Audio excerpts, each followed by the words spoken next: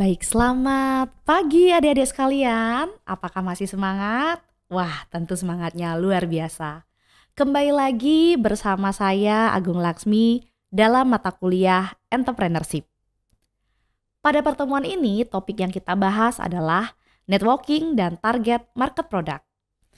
Nah, siapa di sini yang sudah punya cita-cita sebagai entrepreneur?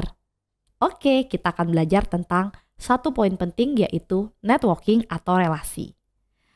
Networking adalah tentang dibangunnya jaringan serta terpelihara dalam waktu jangka panjang yang menciptakan saling menguntungkan satu sama lainnya. Definisi lainnya disampaikan oleh Kusnandar bahwa networking atau kolaborasi adalah suatu proses partisipasi beberapa orang ataupun kelompok organisasi yang bekerja sama untuk mencapai hasil tertentu. ILSA 2011 menyatakan bahwa networking atau kolaborasi adalah bentuk kerjasama untuk mencapai hasil yang diinginkan sekaligus melahirkan kepercayaan di antara pihak yang terkait yang dilakukan oleh dua orang atau sekelompok orang dalam bidang tertentu. Tentunya networking ini sangat kita butuhkan dalam pengembangan manajemen bisnis. Nah, tujuan networking adalah untuk membahas masalah-masalah tentang klien dalam upaya meningkatkan pemahaman tentang sejauh mana sih kontribusi yang dapat diberikan dari setiap anggota tim, serta untuk mengidentifikasi cara peningkatan mutu dalam melayani klien. Hubungan networking dapat tercapai secara optimal jika semua pelaku bisnis memiliki keinginan bekerja sama dan memiliki komitmen terhadap hasil kesepakatan yang sudah kita buat bersama. Lalu, apa saja sih manfaat networking? Adapun manfaat dari networking diantaranya adalah 1. Menambah serta membuka wawasan baru. 2. Tempat promosi terbaik. 3. Meningkatkan pendapatan usaha. 4.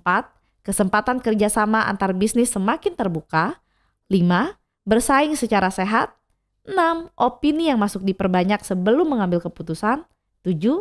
Personal branding akan semakin kuat. Dan ke-8 akan meningkatkan kemampuan komunikasi.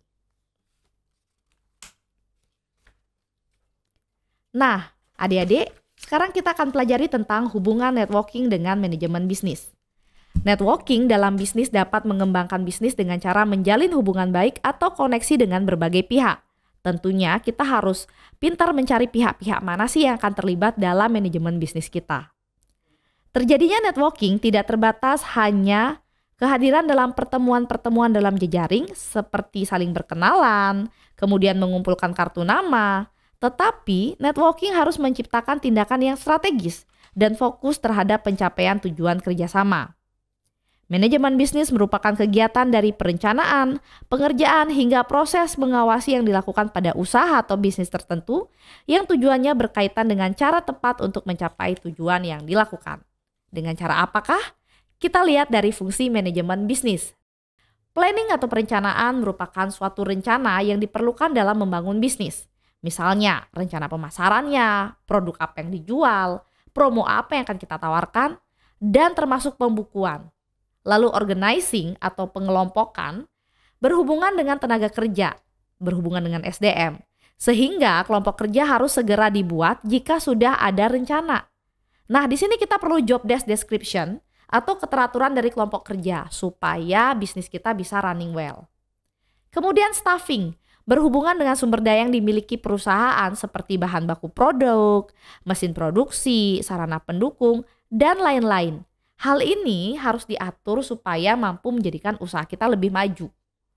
Dan tentu saja yang terakhir adalah directing atau controlling, yaitu kegiatan pemimpin yang harus dapat menyemangati timnya dengan cara memotivasi bawahannya dan bekerja dengan penuh semangat sesuai dengan rencana yang disepakati.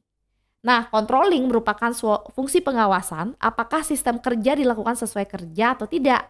Melalui proses perencanaan, pengorganisasian, pengarahan, dan pengawasan, maka bisnis kita akan bisa berjalan dengan baik dan lancar. Nah, kemudian kita akan mempelajari tentang komponen manajemen bisnis. Komponen manajemen bisnis terdiri dari 1. Manajemen keuangan adalah yang mengatur anggaran di perusahaan. Artinya mencari sumber dana yang efektif dan efisien, serta uang yang telah digunakan supaya bisa berguna secara efektif dan efisien juga. 2. Manajemen pemasaran berupa kegiatan perencanaan, tindakan, dan pengawasan terkait dengan pemasaran produk dengan tujuan agar produk yang dipromosikan disukai oleh pelanggan. Yang ketiga ada namanya manajemen produksi. Manajemen produksi adalah yang mengatur terjadinya proses pembuatan produk di perusahaan yang berhubungan dengan mesin produksi, operator produksi, dan pengolahan bahan baku yang digunakan. Lalu yang keempat ada namanya manajemen distribusi, merupakan kegiatan pendistribusian produk yang tepat agar barang sampai di tangan konsumen dalam keadaan aman, tidak cacat, dan sampai dengan cepat. Lalu yang terakhir adalah manajemen sumber daya manusia, merupakan kegiatan yang mengatur tentang sumber daya manusia atau pekerja, diantaranya tentang disiplin, kemudian mengulas lagi kembali tentang job desk description-nya, serta pengaturan bidang kerja lainnya. Nah adik-adik, jadi kalian mau buat bisnis apa? Sudah tergambar kan? Harus ada manajemen pemasarannya, manajemen produknya, manajemen produksinya, manajemen distribusinya, dan manajemen sumber daya manusianya. Nah, semua manajemen itu akan well running ketika kita juga memiliki networking. Karena prinsip networking adalah saling menguntungkan. Oke, saya garis bawahi saling menguntungkan. Bisnis yang terdiri dari komponen-komponen penting tersebut harus memiliki sebuah manajemen yang baik tentunya. Hal ini dilakukan jika salah satu komponen gagal akan mengganggu komponen lainnya, karena sifatnya yang saling mendukung dan melengkapi. Oleh karena itu, kita harus pintar-pintar mencari networkingnya, kita harus pintar-pintar menjalin sebuah jaringannya ini gitu. Nah, dengan networking yang luas dapat membuat kegiatan bisnis menjadi semakin mudah, sehingga networking itu sangat penting untuk terus dikembangkan. Bayangkan saja jika sebuah bisnis semakin besar, maka semakin besar pula networking mereka. Oleh karena itu, networking sangat vital perannya.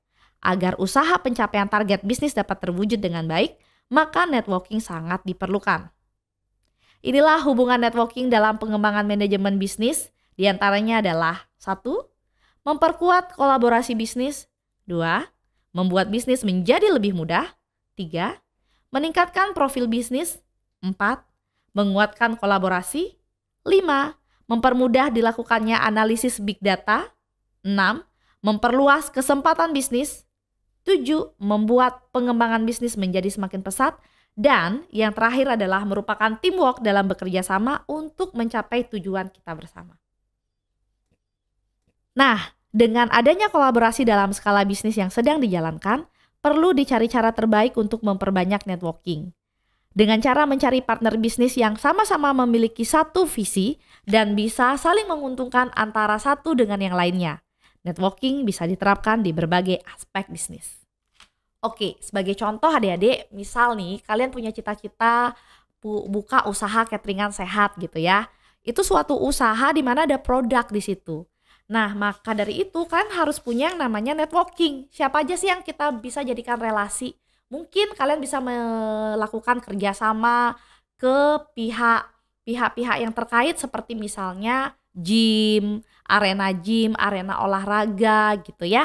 Jadi atau suatu komunitas yang tujuannya hidup sehat. Nah, kita bisa masuk tuh di sana. Kita yang menyediakan cateringnya, ya. Kemudian kita harus benar-benar paham tentang manajemen keuangan supaya kita nggak merugi terus. Harus ada surplusnya. Nilai bisnis harus bertambah. Kemudian kita juga harus punya manajemen pemasarannya. Kita punya target marketnya. Kita punya manajemen produksinya. Siapa yang akan memproduksi catering ini gitu, ya. Kemudian siapa yang akan mendistribusikannya? Kita punya manajemen distribusi dan kita punya sumber daya manusia. Yang ngurusin manusia-manusianya aja. Ini kamu sekarang tugasnya adalah di dapur gitu ya. Yang tugas di dapur mungkin nggak boleh besok sekarang tugas di dapur, besoknya kita rolling gitu ya. Nanti malah bingung. Jadi kalau memang dia manajemen produksi, tugasnya di dapur ya sudah di dapur saja. Untuk manajemen distribusi lain lagi. Mungkin bisa jadi satu sama manajemen pemasaran. Untuk skop bisnis yang kecil-kecilan dulu. Jadi seperti itu. Terbayang? Oke, kita akan lanjut lagi ke topik kita yang kedua, yaitu tentang konsep target market. Nah, adik-adik bisa dilihat ya bahwa target pemasaran itu merupakan suatu kelompok konsumen yang menjadi sasaran pendekatan bisnis untuk membeli produk yang hendak ditawarkan. Target pasar adalah sekelompok orang yang dinilai sangat berpotensi menjadi konsumen bisnismu. Umumnya, proses penentuan target pasar ini dimulai dengan menentukan segmentasi pasar, yaitu proses mengelompokkan masyarakat berdasarkan segmentasi mereka seperti usia, jenis kelamin, tempat tinggal, pendapatan, dan gaya hidup. Contoh, bisnis tadi yang mau kita bangun yaitu buat catering sehat.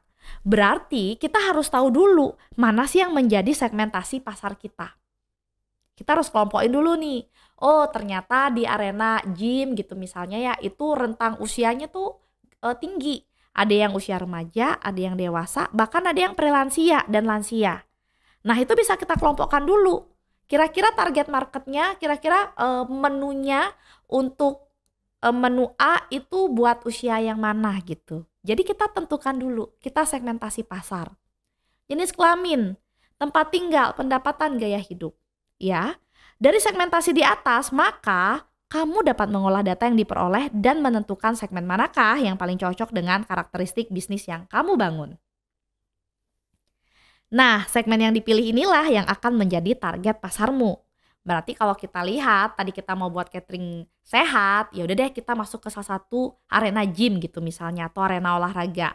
Berarti kita sudah menentukan target pasarnya adalah orang-orang yang sudah melek dengan hidup sehat. Dia mau olahraga berarti ya otomatis dong nutrisinya juga harus terjaga.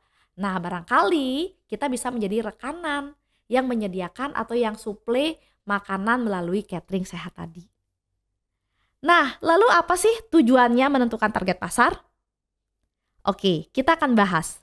Tujuan menentukan target pasar diantaranya adalah 1. Mengoptimalkan strategi bisnis. Baik itu strategi pemasaran, penjualan, hingga pengembangan produk, data target market merupakan basis yang paling penting.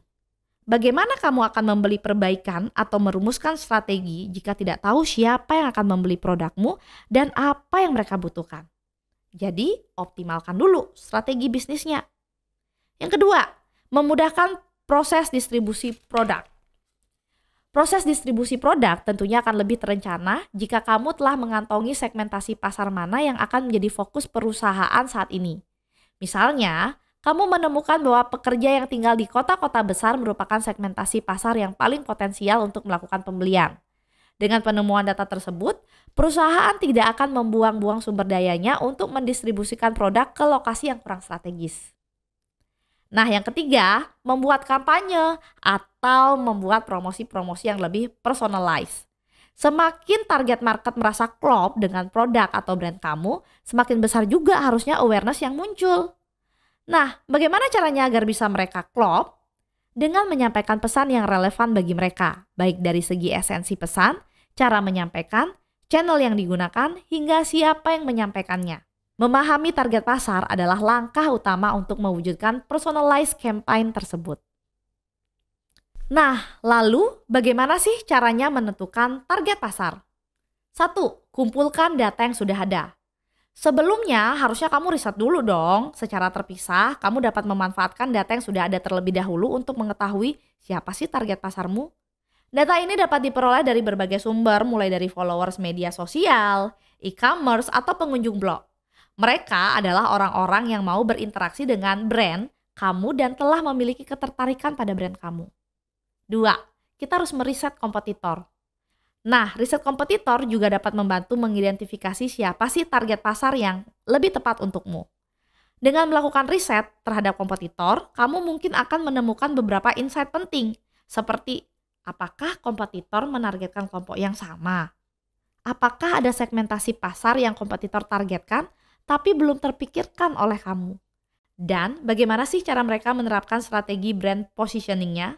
Nah, insight tersebut dapat dijadikan sebagai data tambahan untuk memutuskan apakah kamu akan memperluas, mempersempit, atau mengubah target pasarmu. Yang ketiga, cari tahu kelebihan produkmu. Misalnya, kamu sedang berusaha menjual produk skincare. Brand A juga jual produk yang serupa, namun kamu baru menyadari kelebihan produkmu dibandingkan produk A, yaitu dapat digunakan oleh anak-anak mungkin atau remaja mungkin yang kulitnya sensitif tanpa menimbulkan iritasi. Jadi kelebihan inilah yang akan kita tonjolkan. Yang terakhir adalah buat target market statement. Nah, dokumen ini penting untuk dibuat agar brand kamu dapat menerapkan strategi brand positioning yang lebih tepat. So, kalau sudah menentukan target market, apa yang kita lakukan? 1. Maksimalkan strategi marketing dalam penjualan. 2. Optimalkan penggunaan media sosial untuk personal branding. 3. Analisis hasil strategi. Oke adik-adik, itu saja materi kita hari ini tentang networking dan target market produk. Kita jumpa lagi di pertemuan berikutnya. Sampai jumpa!